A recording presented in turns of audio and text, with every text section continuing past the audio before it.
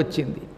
కానీ దైవబలం నీకు ఉండడం వల్ల దాన్నే నువ్వు శిక్షించావు నాయన, దా అని వెంటనే వాడిని తీసుకొచ్చి ఆవు మూత్రం ఒంటికి పూసి గోమయం ఆవు పేడ పులిమి యమునా నదిలో స్నానం చేయించారు.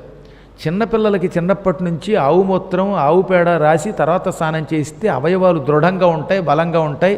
మాకు చిన్నప్పుడు తణుకులో ఉన్నప్పుడు బుల్లి పిల్లలుగా ఉన్నప్పుడు సెగ్గట్లో ఏవో కురుపులో వస్తే మా మేనత్తలు గోమూత్రం రాసి సూర్యుడి ఎండలో నిలబెట్టి 3 రోజుల తర్వాత స్నానం చేస్తే మొత్తం పోయాయి, ఆయింట్మెంట్ లేకుండా రోగాలు తగ్గాయి.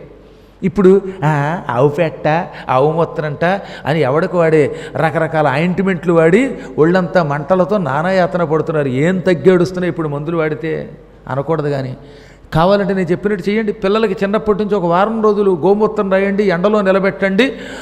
సూర్యకిరణాలకి గోమూత్రానికి గొప్ప సంబంధం ఉంది. గో అంటే ఆవు యొక్క శరీరం, గో అంటే కిరణములు, సూర్యుడి కిరణాలని గో అంటారు. అందుకే గోపతి అని పేరు సూర్యుడికి.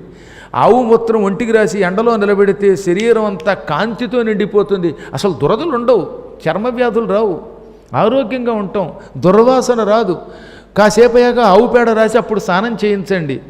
ఇక ఆ పిల్లల శరీరం ఎంత బాగుంటుందో. రోజు ఇలా గొక్కాను నానా బాధపడి స్కిన్ స్పెషలిస్టులకి బోల్డ్ డబ్బులు ఖర్చు పెడుతున్నారు. ఇలాంటి మళ్ళీ డాక్టర్లు బాధపడతారని చెప్పలేకపోతున్నాం. కానీ ఒక్క వారం రోజులు ఇక్కడ మన దగ్గరే ఆవులు ఉన్నాయి, మొత్తం అంతా పట్టుకుపోతారు రేపటి నుంచి. ఇక గోమూత్రం దక్కనివ్వరు మనకి.